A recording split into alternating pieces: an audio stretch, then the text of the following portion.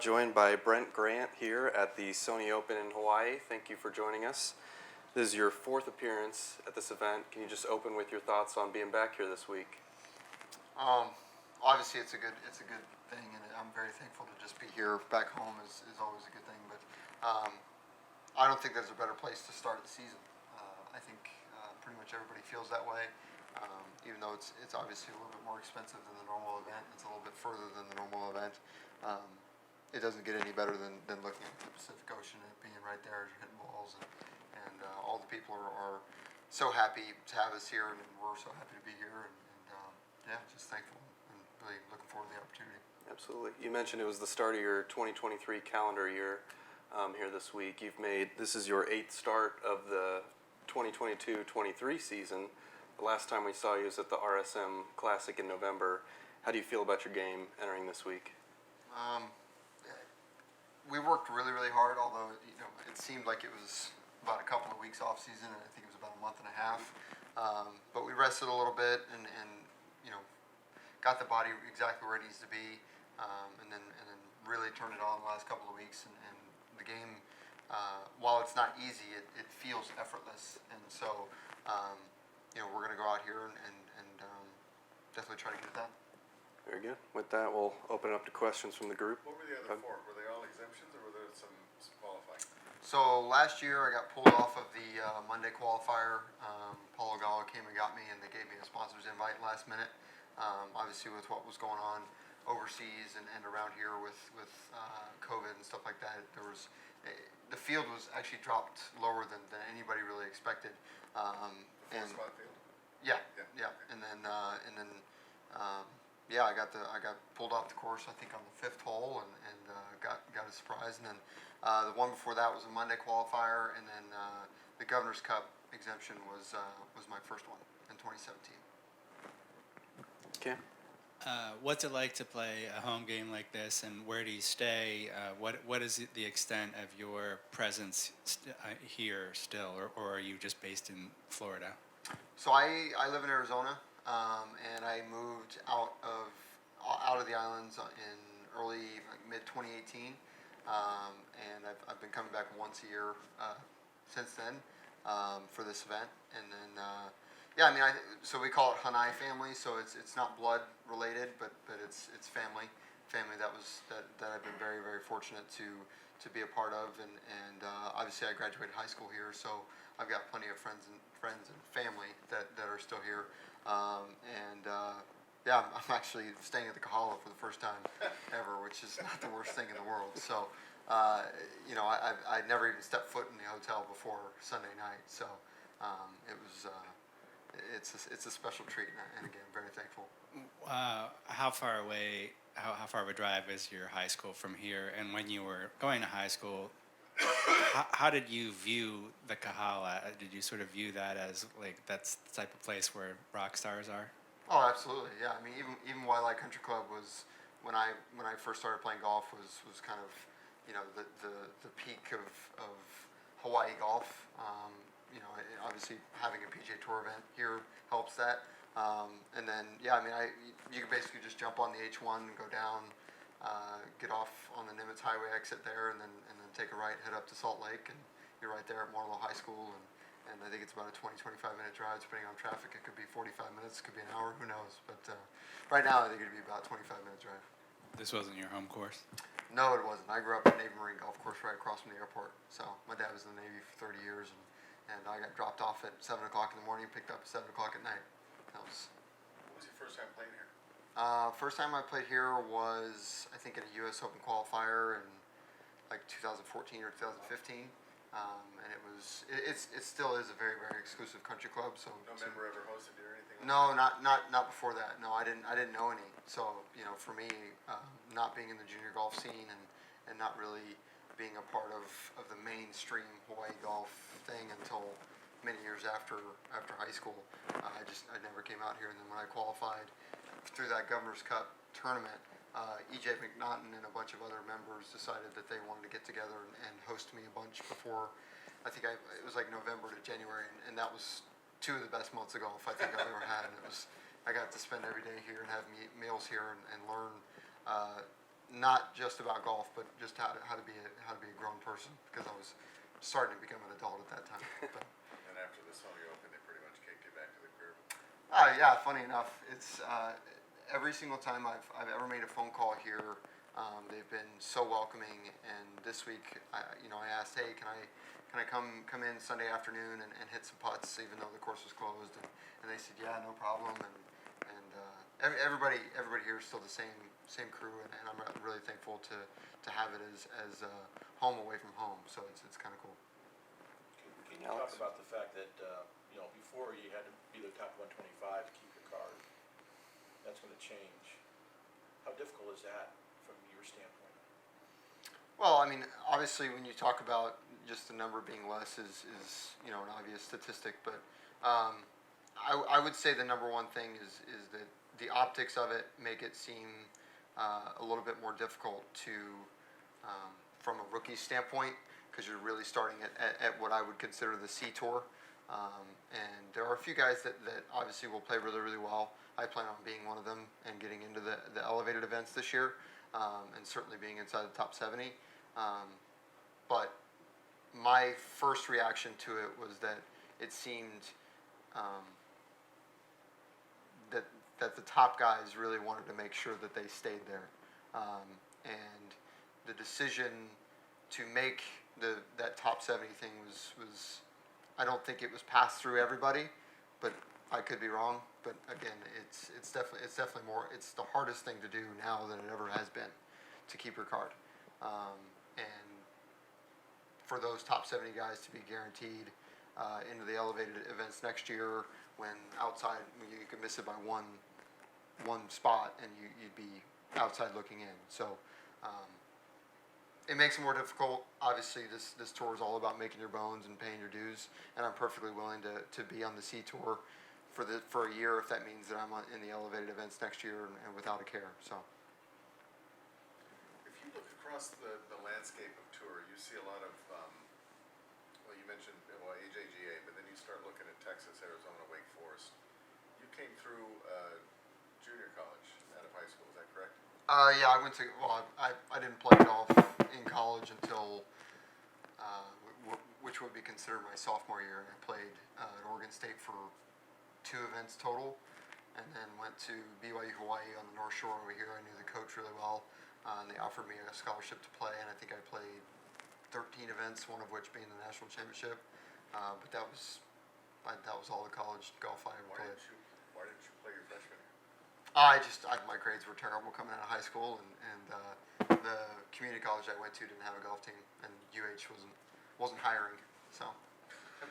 How'd you get into Oregon State? So I think I sent a mass email out when I was in senior in high school, excuse me, and they happened to be the ones that were interested in coming out, and I walked on there, and it wasn't anything special. I was kind of had a massive chip on my shoulder and didn't really treat myself and other people the way that I needed to, but I also hated the weather. But that's obvious coming from here. Where'd the chip come from? I've always been the underdog. It's not something that I didn't grow up playing golf. I started when I was like 12 or 13, and it was kind of always felt like I was catching up. And it's not that I'm talking down to myself or maybe back then, but I'm thankful for it, and it's made me who I am, and I don't plan on losing it. When did you first figure out that you were okay, that you were better than you maybe thought? Was there ever a moment, ever a tournament? 6 months ago. 6 months ago. Yeah, I mean, I won maybe a little bit more than 6 months, but I won the Simmons Bank Open, which was voted I think the tournament of the year, which was really cool. On a really tough golf course against some really good competition, and that's when I proved to myself that I could really get it done. Because to me, it's you can think you're good enough or think you're better than you are or something like in that phrase, but it doesn't really matter until you get it done when it counts. For your first pro win? That was my first tour win. I've actually won on every level I've played on, but not just that was the first time I won the Korn Ferry Tour. Pardon me, but when you left BYU Hawaii, what tours were you at before you got to the Korn? So I turned pro so I played in 2017 here as an amateur. 2 months later, I turned pro on my 21st birthday, and then I just played on like mini tours, Golden State Tour, and then I got conditional status in December of 2018. Played Canadian Tour for a few tournaments in 2019, and then finally made it through Q School Corn Ferry Tour late 2019 into 2020. Got So- right in the middle of COVID then. Yep, that was my first year. Is that a benefit? You've got Corn Ferry, you made it through to the Corn Ferry at the end of 19. COVID comes in and locks everything down for 2 years. Were you able to benefit from that, or did it hurt you at all? I don't know what's your status. No, yeah, I 20. had full status. I think I was 30th on the points list before COVID came. So I was playing really well, and you know, I ended up going into COVID in those 4 or 5 months when it ever did. It was like April, June, I think is what it ended up being. You know, it ended up being a few months of me just hitting the gym as hard as I possibly could, and sort of going that way. And I didn't have the greatest of late 20s, but you know, I mean, when you grind as hard as you do out there on the Corn Ferry Tour, it's only a matter of time as long as you're putting in the right effort. So I was fortunate enough to get it done, but I didn't get it done the way I thought I was going to get it done. That's for sure. How do you think you're gonna get it done? The plan was to win 3 times. So to be perfectly frank, I never thought that anybody else out there was necessarily better than me. I knew that I was going to be the only person that was going to prevent me from doing it, and it ended up being that way. I won in Nashville, and all I could think about was how am I going to plan my fall season on the PGA Tour, get done with Omaha, and I've got to grind my butt off to get on the PGA Tour, rather than I think I was 12th after Nashville, and I totally took it for granted, and it was my own worst enemy. Still am, but we're a little bit better now. What was the clincher? So you're telling me about Boise, Columbus, Indiana. What was your position going into Indiana? So I needed an 11th, I think, or better, or something like that, Okay. in The last Indiana. Yeah, and I ended up being 11th alone with that putt. It ended up being I didn't need it, just the way it ended up breaking down. At that moment, you needed it. I felt like and I said to my coach who's walking just outside the ropes, I said, I think I got to make this one. And then, well, you guys saw it was pretty crazy. You ever lost it like that on the golf course? Absolutely, yeah. I mean, I made like a 80-footer in Nashville and about tore my shoulder. When you got here through the Governor's Cup, your first time playing in a PGA Tour event, was there anyone there that week that gave you any say intimidation, but awe or wow factor? Yeah, I mean, I went around asking for autographs from everybody. I mean, the coolest thing to me, I had two interactions with 2 different people. One was Vijay Singh, which was really awesome. We were on the side of the range together because I like to go on the edges the same way he does, and I just don't like to be in the middle. It's just, you know, my thing. But and so we were hitting balls together for hours and hours and hours, and then we saw each other on the golf course. And he came up to my mom after the first round. I think I played well. I think I shot like 67 or 68, and he asked my mom how I was doing, which he doesn't. You know, nobody needs to do that, but he took the time out to do that, and we've seen each other a few times since, and he's been great. And then the other one was Jason Duffner in the locker room. Jason Duffner is one of my favorite people out here, and I asked him for an autograph, and he said only if I can get yours. So that was kind of cool. Did you give it to him? No. You sound similar to Jason Duffner. Yeah, I think he's a little bit more dry and less emotional, I think. But his sense of humor is hilarious if you can get it. But he comes off as, you know, he's very quiet, and when you get to talk to him, you realize just how dry his sense of humor is. And some people can take that a certain way, but I love it. He's hilarious. Shot much golf with him? No, I haven't played it all with him. Just Have you talked about talked. No, not really. I mean, we talked about when I first got to Napa. We sat down, had breakfast, and you know, he's at a point now where I think he's working as hard as he can on making himself as good as he possibly can, kind of before all the stuff that went down, obviously with the major and you know, life happens and stuff like that. everybody sort of can relate. I'm sure in some way or another, but yeah, I just kind of talked to him how to be a tour player and how to get around kind of this kind of stuff and operationally I rather do than. it better here than he ever did, by the way. But we love him anyway. How different is, you played enough now on this tour. How different is this tour to the other tours? Like the Corn Ferry Tour? Yeah. This out here on the PGA Tour, I believe, is what I would consider plug and play. So when you show up, you know for a fact that A equals B. You know when you hit the fairways. You know when you work on what you, because the conditions are what they are, and everybody takes care of us out here and with the physios and all the other stuff and the food and just each detail is taken care of to the max. On the Corn Ferry Tour, just with funding alone. It just doesn't work that way. It's certainly not on the Canadian Tour. And I never played Latin, and I didn't go over to China, but I can tell you that no matter what happens when you're on the PGA Tour, you can work on your game and become the best player you could possibly be. When you, let's take the Canadian Tour or Corn Ferry, when you needed a piece of equipment or you needed a physio, are they available?